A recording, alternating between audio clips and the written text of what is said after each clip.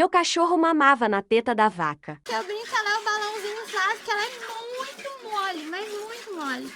Dá até gosto. Aqui, ó, o meu companheiro, o Theo. Eu vou, ele vai.